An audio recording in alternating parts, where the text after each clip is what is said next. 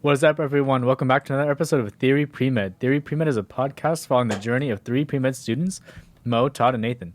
We talk about our paths and our experiences as we bring in guests who connect premeds worldwide. If you're interested at all about med school or healthcare, our podcast will be sure to give you the ultimate student perspective. And as always, thank you to Chapman Radio for giving us the space to record today. Yeah, Chapman Radio. Here we are in the beautiful Chapman Radio station. Only made beautiful because of you. Well, Whoa. on this fine December afternoon, it's almost Christmas, guys, and we just came back from a Christmas party, so that was pretty fun. You can see Nathan's. This little is my Christmas gift here. That bag was beautiful. I love this, dude. Yeah. Wait, can you see in the camera? Yeah, it's a waffle maker. It's a mini waffle maker. It's like I feel like I got the best thing. He's so excited. He's like, I know what I'm gonna have for breakfast tomorrow. You know, Are you gonna make waffles tomorrow? probably. Do you have all the stuff to make it? Yeah, I've pancake mix at home. You got put chocolate chips in there though.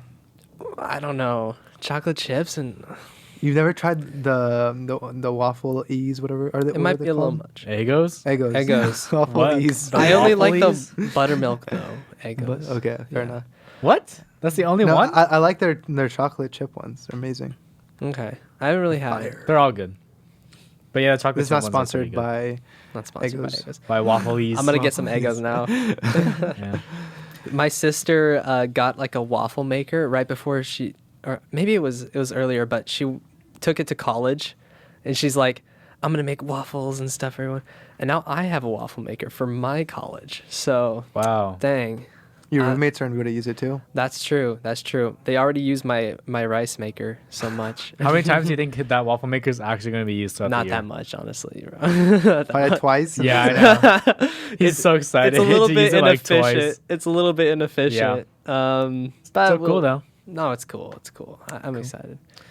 So I wanted to open up today with a little hypothetical that kind of just popped into my head. But basically, do we think that there's other advanced species that exist in the galaxy or in just anywhere that exist? Period. I guess. Bro, 1,000,000 Versus- 1,000%. There's no way. And if so, what would they be like? Bigfoot. Okay. Bigfoot? Nah, not what they'd be like. Transformers. No, I'm just thinking They're like. Transformers. Wait, so on Earth or in the galaxy? Or Galaxy. you And said- that exists. Period. That But exists. Actually, let's go. Let's do yes or no first. Yes. Oh yes, yeah, for sure. Todd doesn't say There's no. more Also, on yeah. Earth. No, also, yeah. Even on Earth, we haven't discovered everything. Like think about like the Yeah, depths bro. of the ocean. Exactly. The ocean has so much stuff in it that we don't even know because we can't reach it. Yeah. All in the deep. Dude, deep and ocean. like every day we're discovering new things in space. Like Yeah, new planets, new So- galaxies. Okay, so yeah, that's true.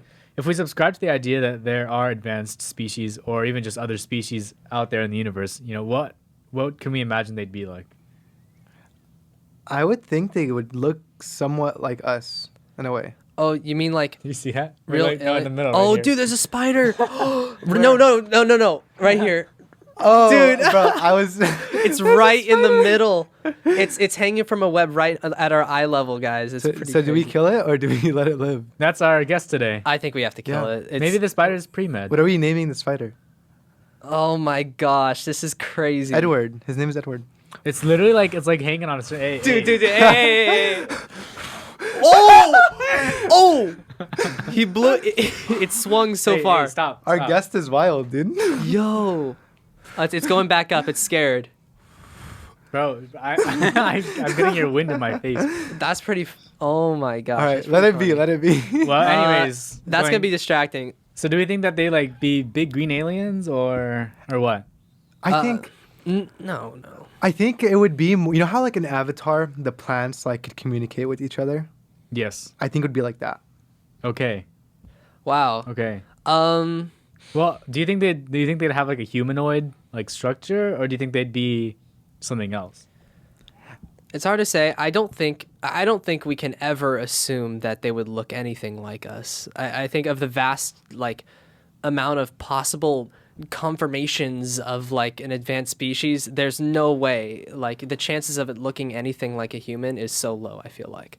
Okay. Although I guess a point exists that humans are so advanced on our own planet, it seems like we have the like our structure, our body, the way like our top system notch. works, it might be like the best possible the spider, dude. It might be add something to that. I It's know, a little bit of sauce. fear, just a little bit of fear. No, we might be like the most advanced possible form, like on Earth, and we could assume that could carry into other planets. Like our type of figure and body could be like the most advanced on another planet as well. At least, but I don't think we aliens would look like us still, because just the randomness in our evolution that made us. It just is. Let me impossible. change this up. Let me make this even more interesting. Would it be scarier to find humans on another planet or aliens on another Whoa. planet? Okay. What if we found humans on another planet? That'd be interesting. That would be interesting. But It'd be like Star Wars. Yeah, I think the what you have to kind of consider is just the fact that like, if in order for like a species, like an alien species, to look and like be basically humans, is that it would take like the exact same environmental factors, right? Because That's also everything true. everything evolutionary is shaped by the environment, right? So That if is things true. are different, if they were to like breathe something that's not oxygen, or if they were to like just be under different environments, they would Yeah, that's be a good different point. just by evolution, because it would be favorable to be something else. What do you think, Spidey? What do you think? He's He- nodding yes. He thinks agrees. Yeah. You see? Oh, he's landing. Oh, He's no, landing. No, he's The not. aliens He are is. landing. He's going close to me. Are you that scared? No, I'm not that scared. But it's pretty. Okay, he landed. He The landed. ship has landed, everyone. Yeah, he landed. He's going under Todd's computer. He's going into the computer. Yeah. This is. Oh, Todd, what are you doing? He's right next to you. He's hanging off of your dude. Oh my gosh, he was hanging off of like your hair or something. How's that even happen? Because you blew it and then it swung back at you like a Yeah, bro. like physics. a punching Aerodynamics. bag. Aerodynamics. Is it still on me? No, you It's hit it. in You hit you. it off. I saw like know. you swiped it off, He's but like taking over.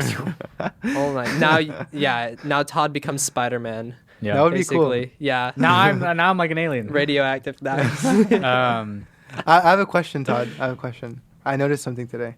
Did you notice something new at Todd today? Oh, No. yeah. What? You didn't notice anything new at Todd today? Was he I looks, supposed he looks to? different. He looks different. Is it a haircut? No. No. Like that was like a Yeah, I while know. ago. Well, There's I'm something- just taking a something else. guess. I have no idea. He's wearing a watch today. Yeah. the first Oh, Did you get it as a gift? No. it's an Oh, Apple you Watch. had it? I got it as a result of giving a gift. So for Christina's birthday, her sister and I like split buying her a new Apple Watch. Because her birthday, because that's what she like. That's one thing that she really wanted. And so she had her old one, and she was like, "Yo, you want my old Apple Oh Watch?" my And I was gosh. like, "Sure." So, yeah. It's pretty cool. He's saucy with it now. Now you both have an Apple Watch. I also have an Apple You Watch. have an Apple Watch too. It's just a It's just medical metal. alert. I used to have an Apple Watch, but I'm just so bad with watches. Like I can't Yeah. remember to put them on. So like I just gave it to my mom. I have a tan for mine. Yeah, normally I'm like that too, where like normally I'm like I'd consider myself not like normally a watch person. Yeah. But like when it's just like gifted to you, I feel like it's just like I might as well just wear it. Yeah. So, All I right. also So can't remember. lots of things to talk about, but what are we here today for? What Yes. is today's topic? so what we really wanted to discuss today is this idea of connections, making connections, who to connect with, and then also in terms of like thinking on a bigger scale of like networking, and then finding a mentor, finding someone who can help you succeed. Yeah. So the first kind of like bigger topic that we'll talk about is this idea of connections. And I want to ask the first question, which is, what types of connections have we made during our college career so far, like our undergraduate so far? Whether that be friends or upperclassmen, or like, and how have they benefited us? I think you could definitely break this down into different ideas or different groups. So you have friend groups, right? Friends. You have your professors, kind of elders, you have your bosses, and you have your Advising upperclassmen. Exactly. Yeah, Advising totally. upperclassmen. And actually, that's a really good point that you bring that up, because I think when it comes to friends, like, yeah, you can make friends, but making friends with upperclassmen is so important, in my opinion. And Yes. especially in college, I feel like for once, like compared to high school, it's no longer that like junior, senior versus sophomore, freshman. I feel like everyone just kind of intertwines. So I think it's so important to reach out to upperclassmen, get to know them, especially if they're in your classes. Because at the end of the day, they've taken the classes that you will be taking. They will give you advice on how to study for those classes, things to check out, maybe when to take that class. And I think a very big benefit too is to kind of figure out your 4-year plan and when you're going to take classes together. Because I know, for example, like 208, right? I was told not to take it with certain classes. I was told to not take OChem with certain classes. And all of that is good advice, and it's going to set you up on the right kind of trajectory to success. Yeah, the best thing that I can say about it is basically it's just people, or especially upperclassmen, have been through the journey. Like they've been in your position, and I think that they also often have like a lot of advice that they would like they wish they knew when they were in your position, but that they're willing to give it to you now, right? So take advantage of it. Yeah, and it's helped us out a lot in terms of like what Mo said about what classes to take, when to take them, how to study for certain classes, but also things with pre-med journey, like recommending you for like certain opportunities or telling you about certain opportunities that you might not have known about, or even just like I lost my train of thought. But basically, yeah, just different opportunities I think is what upperclassmen can really help you find. And now we're kind of the upperclassmen that are in that position. I mean, even during our clubs and things, we're the ones that are telling the lower classmen like good opportunities to take part in, things like that. Yeah, and we finished most of the classes, most of the route so far, and we can give good advice on like when to take the classes and stuff, and what professors. We know the classes, the professors, and everything. So I have a kid that always comes to my office hours. You have a kid? A kid? You have a child? No. Okay. He's a freshman, and he always comes to my office hours and asks me some questions about like what professors to take for certain classes and like advice on like whether stuff is like hard or whether just stuff like that. And it's really nice to be able to help him out. Yeah, totally. And I think going back to the professor thing, I think it's really important to like kind of like see what the different teaching styles of those different professors are, because that's really what comes down to making it more difficult or easier. Because, for example, someone might have an easier time with Professor A because they kind of do more of the lecturing, like full period, while other professors might be better because your learning style is more on practicing things. So kind of figuring that out is really important. And I think something that's very slept on is upperclassmen know of scholarships that they missed out on. They know on those different things, and that could save you thousands of dollars. Like I know myself right now, I'm applying to a couple scholarships, and I'm reaching out to different people that have gotten those scholarships like a year or two ago, and they're helping me on like different things, on like certain things to focus on, certain things to kind of like worry about now, so don't have to worry about it later. All those things help with stress. They help you manage your schedule, and you're not doing things last minute. Mm-hmm. Yeah. And just adding on to that, I mean, one thing that we're all kind of thinking about right now is like, what to do about studying for the MCAT. And that's one thing that having friends has helped us out a lot in terms of, is like thinking about, what things should we do to study for the MCAT? Should we take a class? Like, should we study on our own? Like, what are the pros and cons to doing both? And I think that being able to learn from someone who's experienced these things, who can give you, like their anecdote, I think is something that's really valuable. 100%. I mean, like just looking at it today, like just thinking about studying for the MCAT, I don't even know where to start. There's so much to it. There's all that, and I can't imagine going at it just fresh. I need someone's kind of thoughts about it, how they approached it. And maybe I could tweak that a little bit to kind of better match my style, but I need something to start off on. And I think that's where the upperclassmen are really going to come into play. Let me pose this. So, like, as a freshman, how do you approach upperclassmen? How do you make these connections, right? Because they seem like kind of intimidating, I feel like, at first. Totally. I think there's different ways you could go about it. One of the easier ones is getting involved in extracurriculars. So, like clubs. For example, we have Tri Beta, you have Chess Club, Nathan. There's a lot of different extracurriculars that involve every single class. So, freshman, sophomore, junior, and senior. Take advantage of those things. And especially if you have like a TA or a supplemental instructor or a tutor, anything like that, go to their office hours, talk to them, get to know them. If they know your name, that's even better. Yeah. And I think that's one of the easiest ways to really get to know upperclassmen.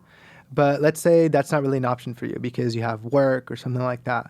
Then do it in class. That's the cool thing about college classes. They're not very like exclusive to just one class. You're going to have people taking a sophomore level class when they're seniors. You're going to have sophomores and maybe junior level classes. It's a big kind of mix of a soup. So you're going to find different classes in every single place you go in.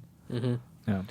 Very nice. I think one tip, like just for straight up approaching upperclassmen, is kind of firing at them like questions, honestly, because I feel like if a lowerclassman just like asked me something like genuine about like college and like what it's like, I'm more than willing to just put it all on them and like make sure that they get the best advice that they can. Totally. Like so that's just one of the things that I would say. Yeah, I think it's easy to get intimidated by the tag upperclassmen, but don't. I mean, at the end of the day, everyone here is an adult. Everyone's trying to network. Everyone's trying to help as much as they can. So just introduce yourself and see what they're up to. And then if that aligns with your goals, then ask those questions. I'm like 99% of the time, if they're not busy doing something or they don't have to go somewhere, they're going to answer those questions. And if not, you could always email them or even get their phone number and text them. Yeah. Sure. And I don't speak for everyone, but I feel like I can speak for us, is that all of us, or all three of us, like to get to know people. Like if you have questions for us, we'd be more than happy to answer them. And it's one of the reasons we started this. I mean, it's to help people that are doing the journey and they're just starting on it. Because when we started, we didn't know much. And we definitely saw a lot of help with upperclassmen helping us. And that's kind of what we're trying to do now, is to give back in that sense. Yeah. Yeah. So on the note of different types of connections, professors are also a great connection that people have on top of, friends and upperclassmen. And I think a lot of people, can sometimes wonder, I only see my professor when I'm in my class, right? But I want to, get to know more about this professor, or I want to talk to them more. But how can I do that, right? What are you guys' thoughts? Easiest thing, and I think every professor says this at the start of, at least at Chapman, at the start of the semester, come to my office hours. Yeah. Go to the office hours. It doesn't have to be asking questions about class. It literally doesn't. And I think one of my professors has always said this. She was super impressed by this one student because he did this. On the first week of class, he literally went to her office hours. They hadn't learned anything. He came in. He was like, "Hi, my name is blah, blah, blah. I'm really excited to take your class, and my name is this." Introduce yourself. Put yourself out there. I think that's the biggest thing about college, is really putting yourself out there and taking the initiative. Because they have, at a small college like ours, 80 students every semester. At a bigger university, hundreds, right? So you really have to take that first step. And when you do, be curious. I think that's the biggest thing. A lot of these professors are doing research, are really involved in academics, right?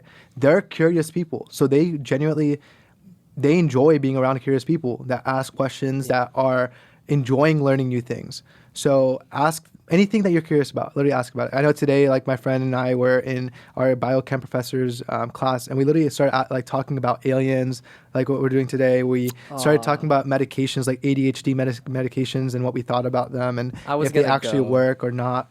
So it doesn't have to be related at all, anything. And it's really cool getting their insight on it, because they've gone through a whole educational process. And you get to see who they are. You become more comfortable being in that class. You start enjoying their material a lot more, and you become more of a friend too. So I think that's the biggest tip, is take the first step and go to their office hours. Yeah, and even just aside from being, or going to office hours, I think just one thing that you can do is just being active in class, paying attention, asking questions, answering questions that are posed. And I think that's something that the three of us do a pretty good job in, I think, is just, being active in class and being present. And I think that those are all really good things. If it's tough for you, I know it's tough for me sometimes. I'm having I'm really tired. I had a rough morning or something maybe. And I just want to chillax in class, put my head down and just write notes. But I would say maybe a good thing to help with that is just try to say something, speak a word one time per class, whether it's answering a question or asking a question. Just speak up once, and that one time will just do so much to not only improve your mood, especially if you get an answer right or something. It just does wonders. But it gets you involved. I think and that's it gets what you matters. involved, exactly. And it gets you to know the teacher. The teacher, remembers you and remembers your name. And then when you come to office hours, it's like they're much more willing to like help you and talk to you and like get those relationships, So I would say that's a good I think one thing I've definitely noticed in my my SI sessions and things like that is students are afraid to answer questions. And that's totally justifiable, right? You don't want to get things wrong. But when you're in class, when you're around just like your friends and things like that, don't be discouraged. It's okay if you get that one answer wrong, because guess what? You got it wrong in lecture, but you're going to get it right on the exam now or the quiz. And so no one's going to hold that against you. And especially the professor's not going to hold that against you. They're going to be happy that they caught that now and didn't catch it when they were grading your test. So I think like, yeah, it might be difficult, but I think you just need to go with the mindset that no one's going to hold a wrong answer against you. And if you think that a question is stupid or dumb, it might be, who knows? But guess what? It's something that you're curious about and you're going to have to ask, or that one question is going to be stuck in your head for the rest of the week. And let's say you forget about it and it comes up on the test. Well, guess what? You had the opportunity and you missed it. Yeah. That sucks. That's like the worst feeling ever. It is. So ask those questions. Don't be afraid to talk. It's okay. Obviously, if you're in a much larger school where you have 600 people or 500 people in your lecture, you might not be able to. But go to your TA and ask those questions then. Because from what I've heard, when it comes down to that letter of rec, your professor is going to talk to TA too. I think there's kind of that dual partnership between the TA and the professor and writing a letter of rec. So I think that could also be beneficial. Yeah. I definitely think that getting questions wrong in class is okay. And you guys know, Exactly. I get a lot of questions wrong in class. And sometimes it's really embarrassing, but I just think to myself, it's okay. Everyone gets questions wrong sometimes. Like no one's going to remember what you said. I'm sure like we said something today that like might have been quotes unquote dumb and like kind of a bad answer, but guess what? I don't even remember it. And it's only been a couple hours. Like, trust me, no one's going to care. No one's going to remember, especially the teacher. Mm-hmm. Yeah. So thinking on a more broad scale, there's this whole idea of networking. And I think it would be really good to define, maybe for those who don't know or those who are new, but what is networking, or like what is a network? Like how would you define it? I think a network, a good way to explain it is think of a globe. It has a whole bunch of dots around it and it has lines. So by being connected to one dot, that connects you to all the other dots it's connected to. Those dots represent people and opportunities. So I think a network is really just opportunities that are brought into you by knowing people. Yeah, and I think it's basically just these connections that we've been talking about, but kind of on a larger, like more broad scale. And so I think when you're thinking about, how do I network? How do I network? It's just like making connections. It's talking to people, being interested in the things that you're talking about or having questions for them, being curious. It's really just about making connections and keeping doors open, I think. Yeah. I feel like I don't have a whole lot of experience networking in the STEM world, but I can speak so much to my experience in theater for this, because in theater it's and in film and whatever, it's who you know. It's not what you know. It's who you know. And that applies to a lot of different 100%, professions. Yeah. But for me, like, I got roles all over Riverside and everywhere and on Nickelodeon.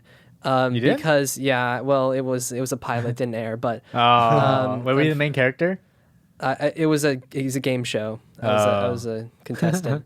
But yeah, like I got that job, I guess, because I knew like a bunch of people in the community that just like branch out and it just spreads forever. Like people know people in New York. It's exponential. And if I had stuck with it, who knows? Like, but like either way, it's just crazy. You meet one person, they think you're good, and all of a sudden you have like 10 different opportunities like right there with you. And it got me so overwhelmed so many times.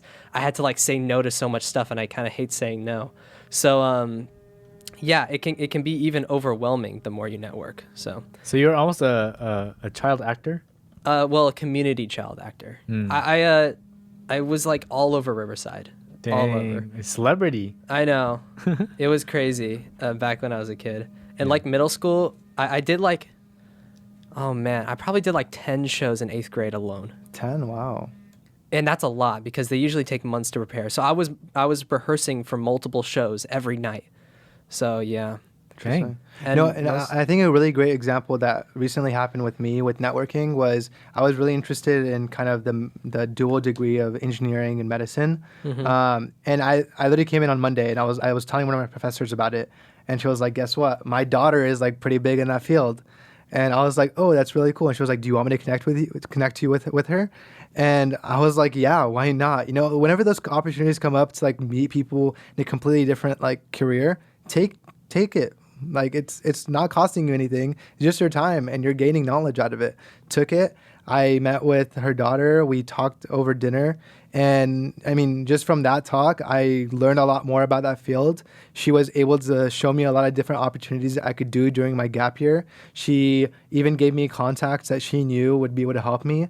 I mean, just knowing my professor knowing her daughter, and her daughter being a professional in that field, and just branching out to like 3 different people. They knew more people. And that just it's just exponential growth, right? And it could be overwhelming at times because there's so many people to talk to. But just start talking. Yeah. I think it was funny how you said my professor knows her daughter. Well, I'm just kind of connecting the dots. Yeah. Yes. Funny. Yeah. So do we have any other like additional tips or advice or last thoughts about networking or connections as a whole? So let me ask you this. Why, especially when it comes to pre-meds and just overall, I think not even if you're just pre-med, I think anything really in life, why is networking important? Just in so many ways. It gets you jobs. It gets you, if you know people, like you know one person and say you have no career out of college and like you have nothing to do, you know one person and just ask them for a job, and that can be your way of living, right? It can be a domino effect from there. I will say maybe networking is really important, but I would say don't actively try to network. Maybe more of like it happens based on like talking to multiple people. Don't be like, oh, I'm gonna like purposely talk to this guy so he can network with this person and this, and that's good sometimes, but like maybe don't become friends with someone just because. Exactly. Like try to have some genuineness to it. Exactly, 100%. And networking like by itself will kind of take care of you. Like if you meet a lot of people, it's just going to eventually connect that web to the people you need to know. No, well said. Yeah. And I was just going to touch up on letters of rec. I think those are super important, not just for med school, but I think really anything, because your first job, it's going to require a letter of rec. For example, I just got a volunteer position at the Orange Fire Department. They called up 3 people that I've worked with: my professor, my boss, my other boss. So those things are important, because if your bosses or your professors aren't able to really say good things about you and they don't know you, what's going to happen when they get that call? They're going to be like, yeah, it's that guy that's just in the back of my classroom. You know, it's just not going to be the best first impression that you want to make at that new position you're trying to acquire. So that's one way it could be very beneficial, but also letters of rec. Those are pretty big whenever you're going to trying to apply to med schools, PA school, nursing, all those things. And even scholarships. So it could be very beneficial when you're trying to get money, right, to help you with your undergraduate career. So those letters of rec could differentiate you from a lot of people. When your professor is able to say, this is, for example, Nathan, he does this, this, and this in the class. But on top of it, not just in class do I know him, I also know him outside of class. He does all those things. He's the president of the chess club. He's been able to do all these different things and help all these different students do these specific things. That's what's going to make you look good. Anyone could stand out in class, but actually getting to know the professor or your boss outside of that environment and really showing who you are is what is going to matter. Makes all the world of difference, just knowing your professor a little bit outside of class. Yeah. So Mo and Nathan talked a lot about the idea, like the professional aspects of how, being connected, being in a network is helpful. And I also just want to add on to that a little bit and just say that, like, knowing people who are in like the field that you want to go into, or in a field maybe adjacent to the field that you want to go into, like it's helpful in terms of maybe like an emotional state. Sometimes it's like if you like they know what's needed to succeed, and and being able to talk to them can help reassure yourself that I'm doing the right things, or I'm doing what I need to be doing in order to get to where I want to be. That on top of the fact that they're people to talk to, right? A lot of times that they a lot of times they're like, people that you can lean on, people that you can talk to if you're going through something, if you're, having trouble with something, whether that be in school or out of school, like they're there to help you. And I think that kind of leads into a little bit of mentorship. And I think that it's worth talking about, how do people find mentors, right? And this comes with connecting, or being connected and with networking. But I think that there's a little bit different aspects for actually finding like a mentor or mentors for someone. What are you guys' thoughts? I think Nathan, you wanted to say something, but before you answer that, what exactly is a mentor? Because I remember when I first came into college, I was like, this word mentor, like, what does it mean? Why is everyone throwing it around? So I don't know. Do you guys want to explain it? It can really be anybody, honestly, but somebody who's just able to advise you in, or like has somewhat of a guiding voice to what you want to do, or can give you advice in that path. You can add on to that if you want. So you can have like a research mentor, right? You have like a faculty mentor, like sure, things like that. Different types. Yeah, I think can be someone maybe who is more, I guess, like experienced, whether that be just like in life or like professionally, who is like how Nathan's like a guiding voice or like a guiding figure that is really, there for you and able to help you really push you to where you want to be. Yeah. Okay. And then how do you know that they are a mentor? Like, how do you establish, like, this is my mentor? Does it have to be, like, a two-way thing where they know that they're mentoring you and then you're like, oh, this is my mentor? Or does it just have to be, like, you saying to yourself, this is my mentor? I don't really know if it has to be. It can be either one. Yeah, like it doesn't necessarily have to be established, I don't think. But like you don't have to be like acknowledged, like, oh, you're my mentor, right? Like you don't have to like ask them. But I think a lot of times what happens is, if you feel like you have, someone who you can really confide in, who you can ask questions to, who you really feel comfortable asking questions to, who's able to help you build on the skills that you have, and again, really like just be able to push you to where you want to go. I think that can be a mentor. I also think there's a lot of different forms that takes. Did you guys have like in like elementary or middle school like a buddy system where like the highest class would really? No. In my elementary school, we like the 8th graders. It was K through 8th. The 8th graders like took on a kindergarten buddy or partner, and we would like walk them to church. It was a Catholic school, and we would like go on events and activities with them, and basically it was a great little system like that. And we had something in high school like that as well, where a senior would mentor a freshman. Kind of like a designated mentor is a good thing.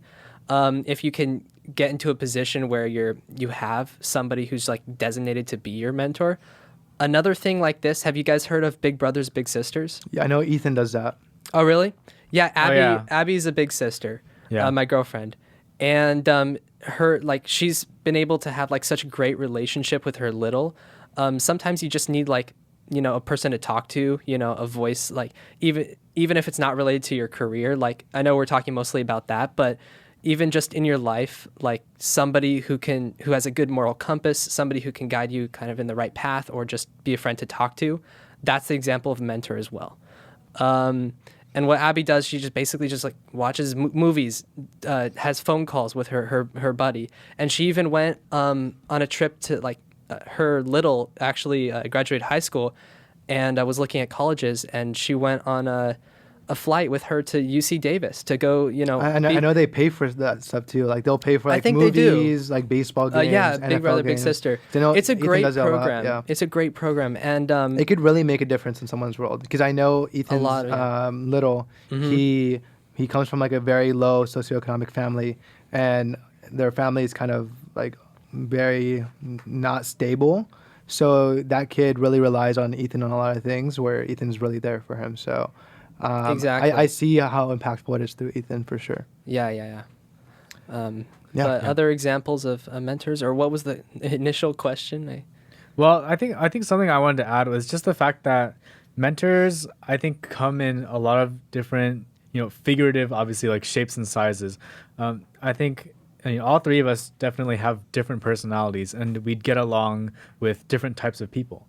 And I think that definitely applies to mentors, because obviously, just like us, mentors, or really anyone else, has different personalities and I think different types of people get along in, you know, different or unique ways.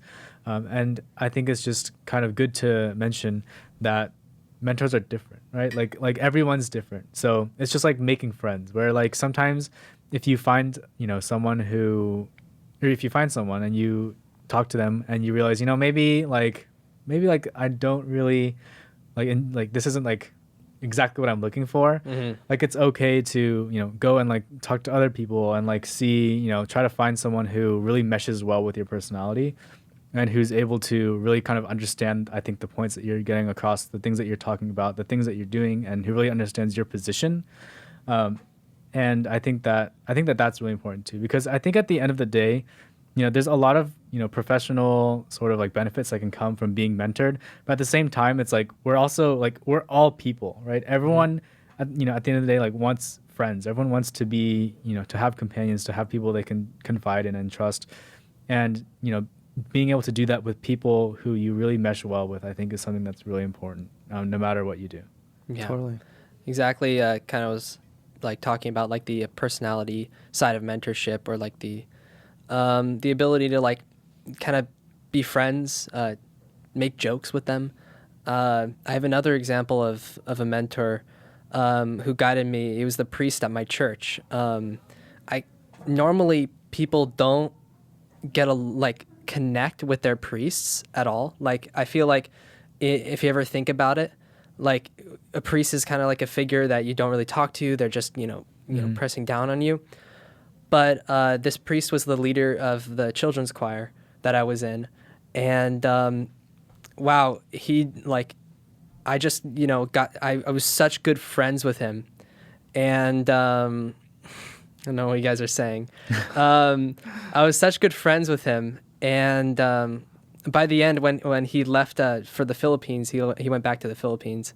I was just like so devastated to lose him as like a mentor, like a guidance, because he had been such like a crutch for me, as like emotionally and like a just morally, like that kind of way. Because obviously he's a priest, and I just respected him so much. So you can have that kind of attachment. I just wanted to mention another thing I want to add on to that was, yes, that mentor could be very helpful for you, but at the same time, it's so important to also be involved in that relationship. You want to make sure that you're maintaining that relationship. You're keeping track of that relationship and really kind of reaching out a lot. I think that's very important because, one, that helps them get to know you, and it helps them keep up with what you're doing and things like that. So one thing I think I saw this video about this a couple days ago, and it was I lost my thought. Yeah, it's okay. I have one little like sort of little anecdote to add on to that. Yeah, go ahead. It was good, no? Yeah, it was pretty good. We cracked the joke on the off the podcast. Yeah, that's what happened. Don't worry about it. Yeah. I think that one thing that's really important and that will really sort of maximize like both your friendship with the professor and also how much you're able to learn is being able to comfortably open up to them, right? Being able to like actually be able to be you, so that way they can really understand who you are, and I think that way you can really learn best from them. I mean, one thing I try to do whenever students talk to me is to try to try to talk to them like they're anyone, like just they're anyone else. They're a friend. Yeah, and I feel like by getting them to open up, getting them to tell me like things that they're doing, and not having them worry that if they are like sounding a certain way or anything, if that like I try to do that and make sure that they feel comfortable with that, because I feel like that's kind of the best relationship, and that's how I can really help them along. And one sort of little story that I have from, I think it was either last year or the year before, but one of so basically I don't get parking at where I do research, and so I have to like walk a little bit, and my lab supervisor, he like walks from his house just I think to like stay in shape. But one time we were walking, because I just parked at his house, and we were walking together to the lab, and we were like talking, and something like, well, basically we were talking just about like how things were, and he was saying like, oh, well, I don't really like have like too many like friends outside of the lab. He's like, but all you guys are all my friends too. And I was like, that's so nice. Like, I was like, and I was just like a freshman, I think. So this was like super early on, but I was like, that's so nice. And that made me feel, good about myself, that I had made a friend who was, in like this field, or someone that I've, been working with now, but who would consider me a friend. And I think that that's something that was really special. And I still think that our like connection is really special. I think because I feel he's one of the people I feel I can really talk to about things, who I can ask questions to, and always just talk about like stuff. And where a lot of it's science, because we like to talk, because he likes to talk about science, and I like listening about science, and like it's just stuff like that. But he's been a large help to me for a lot of things that I've done, and yeah. Dude, that's so wholesome. And that's how he's a good mentor. Yeah. Like if he's able to just say, it's you guys, like you're my friends. And then you're also able to talk to him about like science, and like he gives you advice and stuff on your pre-med journey. That's like the best possible mentor. Like I feel like you got so lucky there. I actually remember what I was going to talk about. It was when you have that mentorship relationship, they're going to be there for you. But if you're not there for you, it's hard for them to be there for you, right? In a way. That's complicated. So, what'd you say? No, like, no, what I'm saying? It's like you also have to be present and kind of taking initiative as well in that relationship, Sure. right? Because at a certain point, they're always going to be there. They're not going to hold a grudge against you or anything like that. Sometimes you might do something, like let's say you're the person that you look up to and is your mentor is your PI, and you do something really dumb in the lab where you break half the equipment. It's going to suck, and it's going to cost a lot of money, right? But they're not going to hold it up against you as long as you own up to it. So I think at the end of the day, just know they're human, you're human, and just maintain that relationship. I think that's all that matters, because it is going to go a long ways, and it's going to be helpful for both sides, because they have a lot to learn from you, because you're younger a lot of the time, and they're going to see your perspective on things, especially if they're a professor. They're going to see how students are thinking, some feedback, things like that, and you're going to get to learn a lot more from them as well. Yeah. So just to kind of, I think, wrap things up, what do you guys think, based off this episode, is the most pre-med thing to say? I have a quick question. Yep. Is that Oh, okay. I have a quick question. When did that come up? I feel like we're always asking questions, and okay. We're either asking dumb questions or giving dumb answers. I feel like at least me. So I have so many different embarrassing stories about. I was talking, Nathan. We were talking about it when we were walking to his car after my SI session. We were about that one time that I was explaining in class in biochem what an enzyme was. Yeah, and I thought I nailed it. I was like, oh man, this definition is so good. And then everybody laughed at you, and and I was like, oh man. No, the worst was on. But it was funny, and we remember it. And even though you spoke up that one time, you were wrong, or not even that wrong, but whatever. It's still like we remembered it, and it made you like. I'm sure Dr. Lopez remembered you even still. So, all right. I think the worst was on Zoom, where you'd be like, all right, guys, type in the chat. Yeah. You'd say the complete opposite thing, and then everyone's like saying the right answer. This is yours. It's just like right there in the middle. Did you really? Oh my God. No, I didn't do that. That happened to me a lot of times. Oh, okay. I didn't do that much. But there was also one time when I was in neuroscience, and someone on the screen was like, it was like postural, like blank. And for some reason, like, and it's happened like 2 days ago, but whenever I see the word postural, I always read it as like postural. And I'm like, and I asked that, I was like, what does postural mean? And then oh my gosh, postural. And I was like, oh, dude, I was so embarrassed. I was like, man, really? I just played myself. This guy in my office hours today called carbocation carbocation. He pronounced it carbocation. That's not bad. It's that's English, bro. It's like complicated. I don't know, bro. Like it threw me off so much. I was like, I've never heard it pronounced like that. Carbocation. I don't know. I just like postural is such a. Do you guys call it pyramidal or pyramidal? Pyramidal, bro. Pyramidal. I hear when people say pyramidal. Really? Yeah. It depends on, I don't know. I say like trigonal. No, I call it pyramidal. Yeah. And then I know a lot of professors call it pyramidal, and I'm like, pyramidal? Why pyramidal? That makes That's like no sense. So bougie, It's. Yeah. Anyways, Well, take us out. Yeah. Thank you everyone so much for listening. Make sure you check us out on TikTok, Instagram, Spotify, Apple Podcasts, and YouTube. We're posting episodes every Tuesday at 8 a.m. And yeah, thank you everybody so much for listening. Make sure you go and tell your friends about us. Make sure you tell your mom and your dad and your dog and your cat and everyone that you know to listen to our podcast. And good luck with finals. Yeah. So thank you everyone so much for listening, and we'll see you next week. See ya.